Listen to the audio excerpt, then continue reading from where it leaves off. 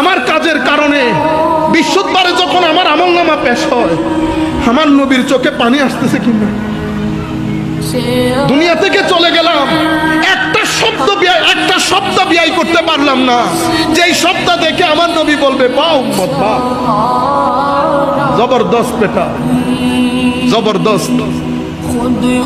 আপনারা বুঝতে পেরেছেন? সারা সপ্তাহ নবীকে কাঁদালাম, এরপরে চিন্তা করি শাফাআতে রাসূল দিয়ে ধন্য হব। করবেন আমার নবী শাফাআত, কি বলবে জানেন? যা যা কেন আইস এবার ফার করাই দেব, এবার ব্যস্ত দিতে হলো, বুঝো তাও ব্যস্ত, তাও দরকার আছে এই বয়সে। আমরা তো আল্লাহর দরবার করি, আল্লাহ ব্যস্ত দুজক, এটা আপনার রহমতের উপর।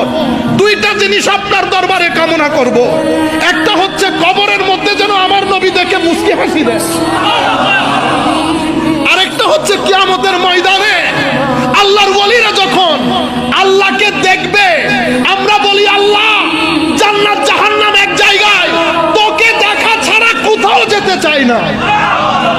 তোকেই যদি দেখতে না পাই তো জান্নাত জাহান্নাম এটা কি?